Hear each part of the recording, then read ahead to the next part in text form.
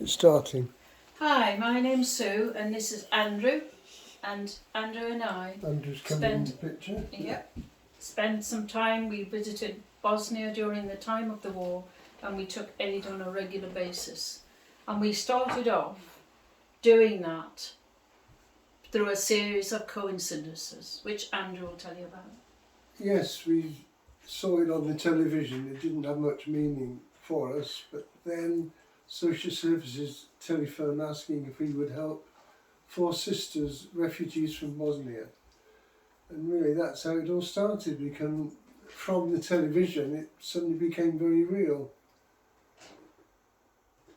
Over a period of time we had help from so many people, including Manchester Airport, who gave us a hangar where we could sort out clothes and blankets, but initially we used my home and my children and friends and family helped to sort things out. The routes were planned.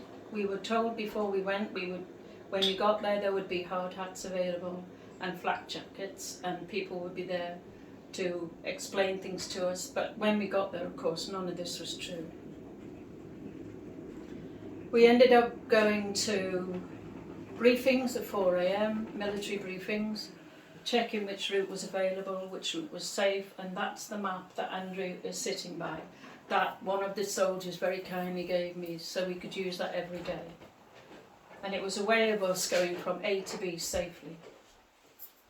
And eventually we got through to some villages outside Sarajevo, 4 or 5 villages. Mm-hmm.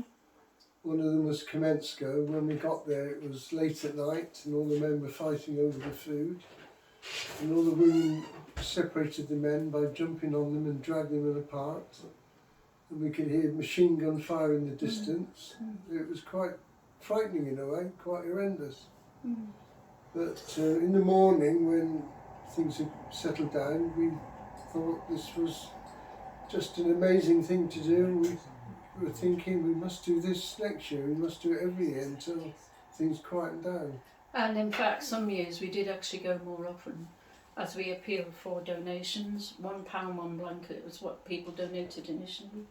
That made it possible, but from then on, local people wanted to be involved, wanted to think that somebody was helping.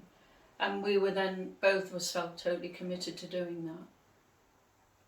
It was a great joy getting to Kamensko and seeing the girl's mum and brother, because we'd heard so much about them in Wythenshawe where they lived.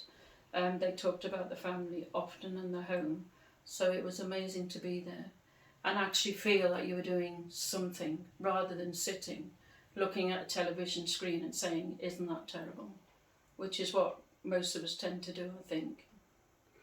Yes, it was really an amazing experience. It was just really out of this world. It was just so amazing that it's like going to a pop festival in a way, except that it was very serious and very dangerous and quite deadly. And we also, Sue planned a trip to Kosovo, which we got involved with.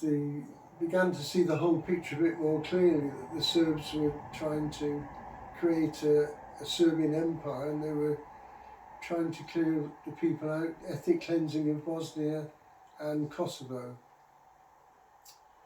It's always important to remember Srebrenica, I think.